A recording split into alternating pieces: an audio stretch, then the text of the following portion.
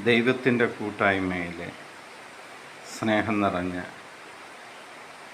എല്ലാ ദൈവമക്കൾക്കും പുതിയൊരു പ്രഭാതത്തിൻ്റെ എല്ലാവിധ ആശംസകളും നേരുന്നു.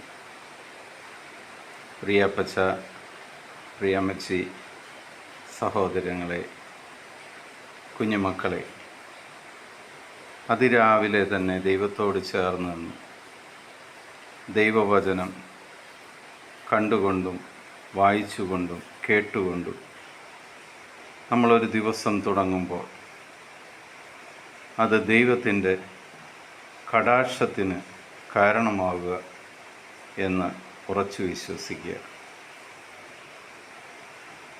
ഇന്ന് നമ്മൾ ശ്രവിക്കുന്ന തിരുവചനം യെശയ്യായുടെ പുസ്തകം 66-ാം അധ്യായം 2-ാം തിരുവചനം. കർത്താവ് അരുളി ചെയ്യുന്നു, ഇവയെല്ലാം എൻ്റെ കരവേലയാണ്, ഇവയെല്ലാം എൻ്റേത് തന്നെ.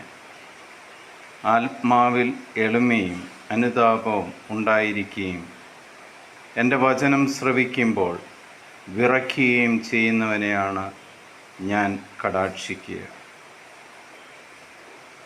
ദൈവത്തിൻ്റെ വചനം കേൾക്കുമ്പോൾ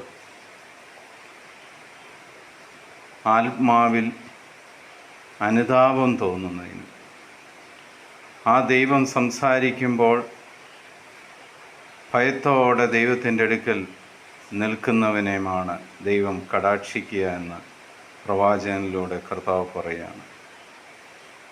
ഇന്ന് ആ ദൈവം നിങ്ങളുടെ എല്ലാ ആവശ്യങ്ങളുടെ മേലും നിങ്ങളെ കടാക്ഷിക്കട്ടെ എന്ന് പ്രാർത്ഥിക്കുന്നു. പിതാവായ ദൈവത്തിൻ്റെയും പുത്രനായ യേശുക്രിസ്തുവിൻ്റെയും പരിശുദ്ധാത്മാവിൻ്റെയും കൃപയും അനുഗ്രഹവും സമാധാനവും എപ്പോഴും നിങ്ങൾക്കുണ്ടായിരിക്കട്ടെ. ഈശോ മിശിഹായ്ക്ക് സ്തുതിയായിരിക്കട്ടെ.